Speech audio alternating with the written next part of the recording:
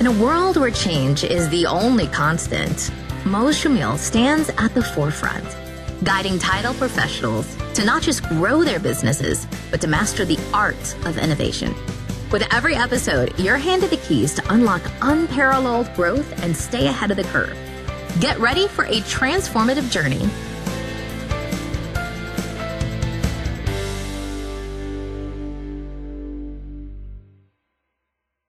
So for the last couple of years now, if you own a title agency, I think the operating mantra has just been survival. Oh, absolutely. Just hang on. Right. Just hang on. Everyone's been focused on these high rates, the low inventory, just grinding it out until things, hopefully stabilize in 2026. But then these Q3 results drop from the big four, FNF, First American, Stewart, Old Republic, and it's a completely different picture. It totally defies that narrative of, market depression. Well, it's more than that. It's a strategic realignment. These companies are thriving. They really are.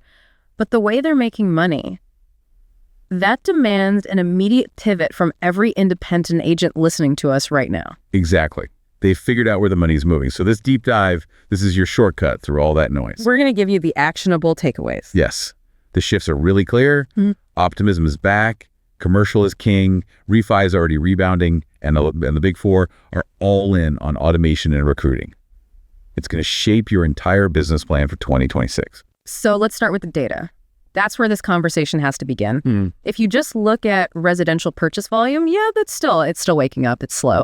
But the whole quarter was saved by two massive factors. Okay, what are they? First, commercial real estate. It was up roughly 30% across the board. 30%. Wow. And second, the anticipation of rate drops. That has spurred a huge, and I mean immediate, rebound in refi orders. The 30% commercial number that's incredible. Let's unpack the individual companies, though. Let's start with FNF, Fidelity National Financial. We're calling them the tech titan, and for good reason. They absolutely sailed past expectations. Their EPS, so earnings per share, beat the street by a massive 16%. 16? Yeah. $4 billion in revenue for the quarter. But the real story, the one you have to pay attention to, is that commercial segment. It was up a staggering 34% year over year. And their strategy to get there, it's not a secret, right? It's all about their in-here platform. It's all about digital adoption. The reports called out an 85% user conversion rate. So for an independent agent who partners with FNF, what does that 85% number actually mean? It means the platform is no longer a perk. It's the expectation. It's the front door. It is the front door. FNF is betting their future on controlling that digital closing ecosystem. It gives them margin. It gives them security. If you're an FNF agent, you just have to embrace it. Because they're making everything faster through it. Everything. Secure, earnest money, streamlined disclosures. It's all through in here. Okay. So your agency's efficiency is now completely linked to how well you use their tech. If you fight the platform, you're fighting your own underwriter's core strategy. That's a huge point. Integrate or get left behind. Okay, let's pivot to First American, FAF, the data innovator. Right. They reported $2 billion in revenue, up 14%. Commercial was right there with FNF, up 29%. But their strategic focus feels different. It's fundamentally different. FNF wants to get you on the platform. First American, they're tackling the problem a step earlier. They want to eliminate the manual labor inside the platform. I saw a quote from their CEO that really stood out. I know the one. We are turning a labor product into a data product. That quote should be ringing alarm bells for any agency owner with a big manual back office team. It should. The immediate fallout for them is just measurable cost savings. They're rolling out tools like Sequoia and Endpoint to automate the actual title production. So this isn't theory anymore. This is happening now. Oh, this is active R&D designed to cut their own headcount and dramatically reduce the cost per policy. So practically speaking, what does labor into data even look like? An agent listening right now pays a processor to do a title search. What is FAF doing? It's the difference between a human review and a structured query. A manual processor might spend, 3 hours? Compiling documents, reviewing for liens-ins, for transfers. A lot of time. A ton of time. FAF's tools query structured databases instantly. They can generate a preliminary title report in minutes, maybe seconds. And that lets them get their profit margin back. Exactly. The takeaway is simple. If your underwriter is automating the search and exam process, you have to reevaluate every single manual process in your own shop. You have to, just to compete on price and speed. Understood. Yeah. Okay, now let's talk about Stewart, STC, the hungry challenger. Their Q3 was maybe the biggest surprise, a 40% year-over-year earnings jump. A huge jump. And their strategy is completely different from the tech-first approach of FNF and FAF. How so? While the others are focused on internal automation, Stewart is focusing on you, the agency. Right. Their agency services revenue grew 28%. Their whole strategy is just pure market share acquisition. They're actively recruiting independent agents. And they're targeting specific areas. 15 states. They cited big wins in huge markets, Texas, Florida, New York. But that's a risky play, right? They're fun. Are they sacrificing underwriting discipline by chasing market share so aggressively? Well, that's the critical question you have to ask as an agent. Stewart is clearly in, let's call it, growth mode. They're willing to invest heavily, maybe offer better splits, more support resources, anything to capture that share quickly. So for an agent in one of those target markets, You have leverage right now. You are a valuable asset they are actively bidding on. You should be factoring that into any negotiation, whether it's with them or using it to get a better deal from your current underwriter. a very interesting dynamic. Okay, finally, we've got Old Republic, ORI, the steady ship. Their performance was solid, title premiums up about 8%, but they seem to be just opting out of the tech arms race completely. Well, they're the traditionalist. That's their strategy. They're focused on underwriting discipline, financial stability, and just those reliable relationships.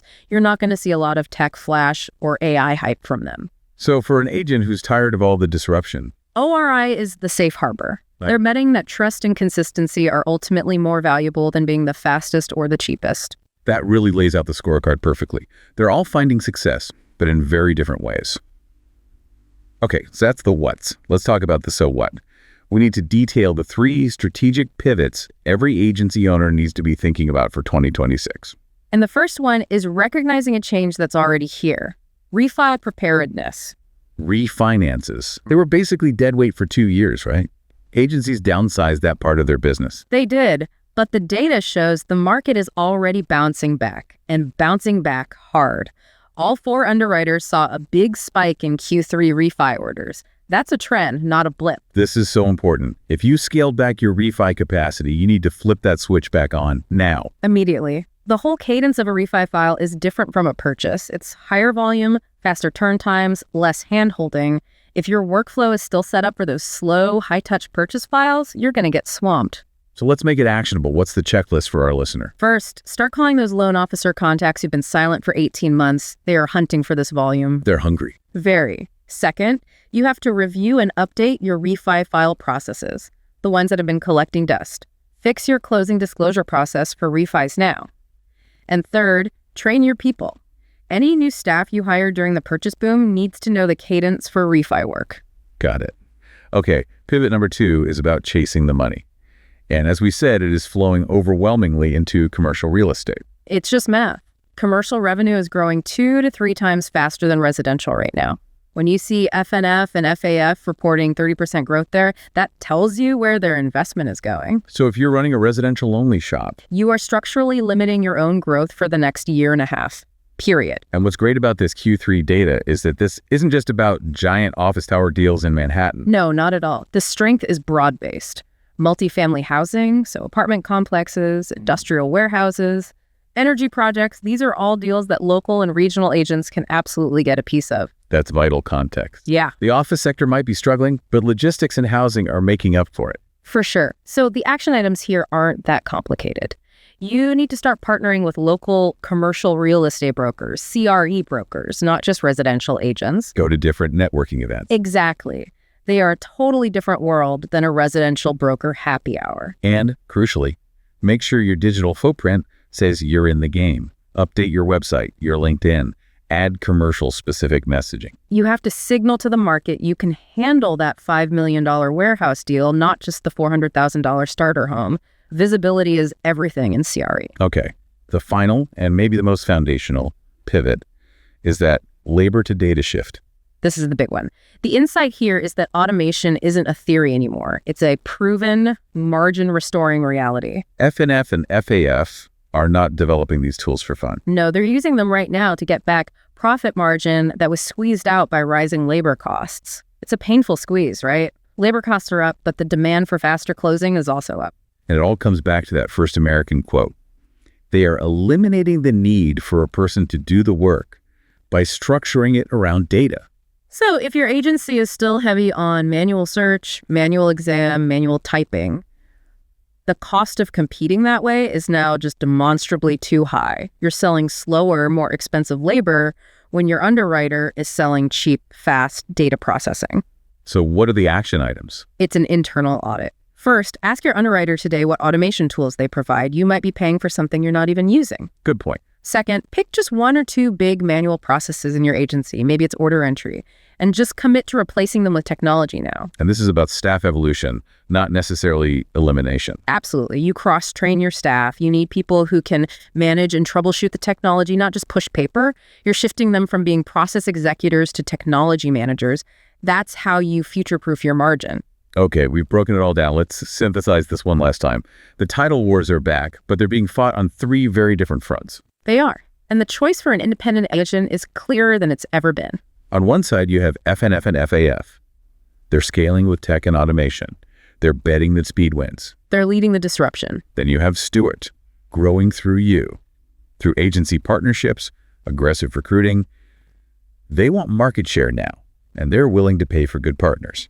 And finally, you've got ORI, holding steady, betting on trust, relationships, and underwriting discipline over the tech race. They are the stable, long-term partner. So the listener's choice is critical. You have to decide which lane you want to be in for 2026. Do you ride that digital wave with FNF and FAF? Or do you lean into being the strong relationship partner aligning with ORI? Or do you use the demand from Stewart to get a better deal? Which brings us to the final, highest leverage actions as we close out the year. First, you have to evaluate your current underwriter's fit for 2026. Is their tech and partnership model what you need?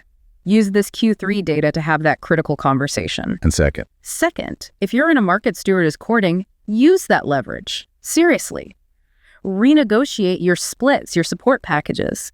That window of high leverage negotiation is not going to last forever. So this deep dive really confirmed it. The market isn't necessarily depressed, but it has fundamentally shifted away from just residential purchase volume.